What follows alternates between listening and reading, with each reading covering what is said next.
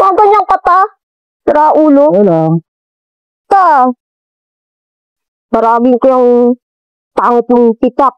Viral sa social media ang content creator na si Yana Motovlog matapos itong makipagsagutan sa isang naka-pick up sa Zambales. Tila umani nga ng pambabatiko si Yana Motovlog matapos mag-viral ang isang content nito na nagmamagaling at galit na galit sa isang naka-pick up. Tila sinitan niya ang pickup driver dahil hindi umano ito gumagamit ng kanyang side mirror, pero kitang-kita naman sa kanyang video na mismo ang motor niya ang walang nakalagay na side mirror. Matapos mag-overtake ni Yana sa naka-pick up ay agad itong naglabas ng kanyang middle finger at dito na nila hinintay sa unahan si Manong na naka-pick up para umano sa pakin. Bumaba nga ang naka-pick up at dito na sila nagsimulang magsagutan. Naitanong kay Yana ng pick-up driver kung bakit nagmi-middle finger ang motovlogger, pero galit na galit si Yana at ang pasigaw niya na tanong sa pick-up driver na bakit nga ba? You tell me. Sumamak ka ba? Bakit nga ba? Ha? Bakit nga ba? Bakit nga ba? Bakit nga ba? Alam mo kung lubok-lubok yung daan. You tell me! Bakit nga ba? You tell me. No, you tell me! You tell me! Huwag kang mamamakyo. Bakit nga ba? You tell me! Nagit-git nyo kasi May side mirror ka, ako wala! Hindi ka gumagamit side mirror mo? Na may sabay pagmumura pa sa pick-up driver. Matapos mag-viral sa social media ang video, naglabas ng official statement ang province of Zambales na pinapatawan nila ng persona non grata si Yana Motovlog. Ayon naman sa mga netizens, ang pagka-persona non grata ng vlogger sa Zambales ay ang isa sa pinaka-satisfying news na nabasa nila. Hi everyone! Isang content creator, vlogger at influencer na motorrider ang ngayon ay pinag-uusapan dahil sa naging sagutan nila ng isang pickup driver. Sa video na ito ay tingnan natin kung bakit inulan ng bashing itong motorrider. Panoorin natin ang video na ito. Nag-upload ng video itong motorrider na nagngangalang Yana. Makikitang maayos naman ang lahat at masayang tinatahak ni Yana at ng kanyang mga kaibigan ng kalsada na mapapansin na parang malupa at medyo bako-bako ang daan. Kasama ng motorrider na ito, bukod dun sa isang nakamotor, ang 3 pang sasakyan. Sa tingin ko ay nagpunta sila sa lugar na ito upang ma-enjoy ang trail na kalsada kung saan ay lupa ito at hindi sementado. Pero maya-maya ay napansin ni Yana ang isang puting truck. Ayon kay Yana ay lumilipat-lipat ng linya ang puting truck na ito nang hindi tinitingnan ng kanyang paligid. Kaya nagdesisyon itong si Yana na bilisan ng takbo upang unahan ng puting truck na ito. I noticed this truck has been hurting lanes without checking his surroundings like a dumbass. I decided to speed ahead. Notice how he doesn't use the freaking side mirror or signal lights. You're supposed to pay for it, like subscription. Pero noong lalagpasan na ni Yana ang pickup ay kamuntikan ng tamaan ng harap ng truck ang motor ni Yana. Dahil dito ay napasenyas na lang si Yana ng shining finger na katulad dun sa Gundam. Pagkatapos noon ay nagpatuloy na si Yana at ang iba pang kasamang nagmumotor. Maya-maya ay makikita sa video na nakatigil sa gilid itong mga motorrider na ito. Tila intensyon nila na abangan talaga ang pickup upang kumprontahin ito.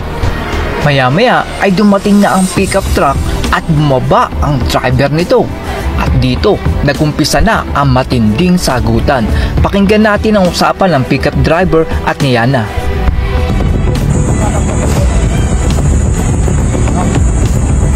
Sorry, ano? Sumamak ka ba? Bakit nga ba? Ha? Bakit nga ba? Bakit nga ba? Bakit nga ba? Alam mo kung lubok-lubok yung daan. You tell me! Bakit nga ba? You tell me. No, you tell me! You tell me! Huwag kang mamamakyo. Bakit nga ba? You tell me! Nagit-git nyo kasi May side mirror ka, ako wala! Hindi ka gumagamit side mirror mo? Dumbass! Ikaw ang wag ganon! You use your side mirror! Because...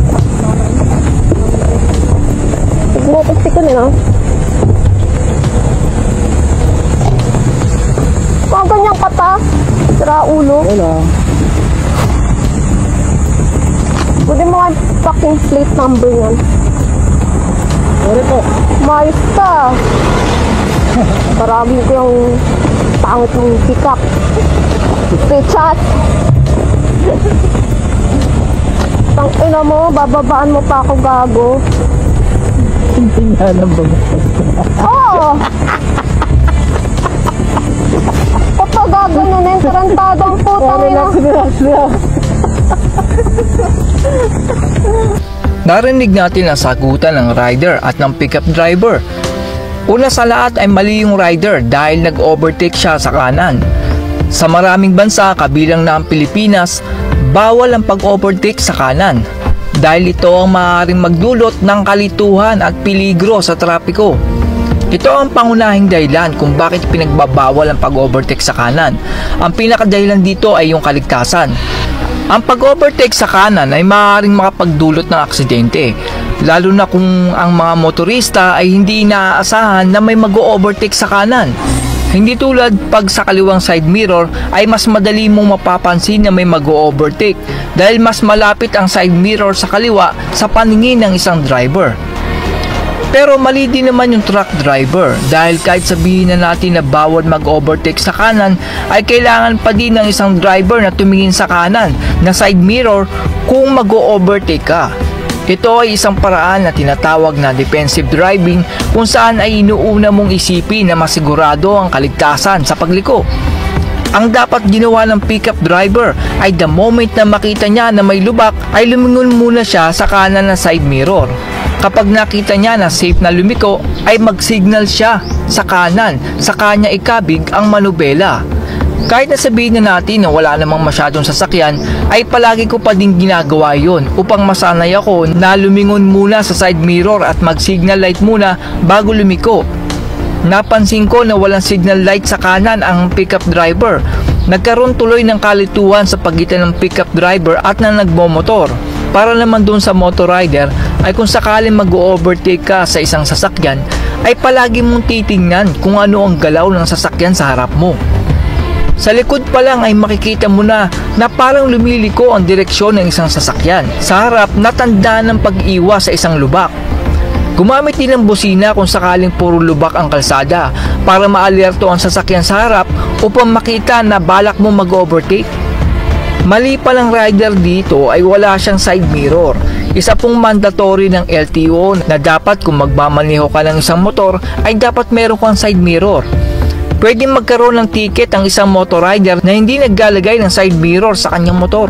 Isa pa pong masasabi ko dito ay delikado po para sa mga motor at kotse na mag-overtake kayo sa kanan ng isang pick-up truck or SUV.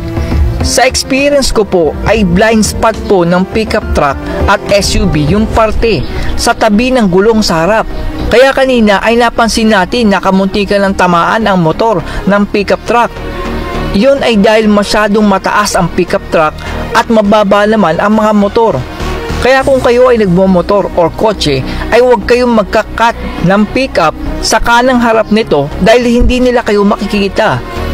Isa pang mali dito ng motor rider, hindi dapat siya nagsisenyas ng isang paraan kung saan ay possible na magpalala ng sitwasyon. Since hindi naman nagkatamaan ng dalawa, ay mas maganda na pairali ng pagpapasensya. Itaas ang kamay bilang tanda ng paghingi ng tawad at upang mapababa ang init ng sitwasyon. Sa nangyari kasing ito ay mali ang parehas na panig. Itong motor na nag-overtake sa kanan at nagsiga-sigaan pa. Mali din itong pickup driver dahil lumiko siya nang hindi nagsisignal at tumitingin sa side mirror. Pero ang bawat pagkakamali ay nagiging aral para sa bawat isa. Marahil sa susunod ay magiging maingat na parehas ang pickup at ang motor rider. Iwasan din ang mainit na pakikipag-usap dahil kung nagkataon na nag-iisa itong lady driver ay baka kung napano na siya. Isipin mo na lang na paano kung ang nakatagpo nitong motor rider na ito ay yung pikon at mainitin ng ulo na may baril. Alam naman natin na ang lahat ng lalaki ay mapagpasensya, lalo na sa mga babae. Pero may ilan din na nagpapantig at hindi nakokontrol ang init ng ulo. Mas maganda na kung nasa kalsada tayo ay palagi nating paiirali ng pagiging mahinahon at mapagpasensya sa kalsada. Wala din naman tayong mararating kung init ng ulo ang ating paiiralin. That's all everyone. Salamat sa inyong panonood. This is Chuck and you're watching Biker Drone.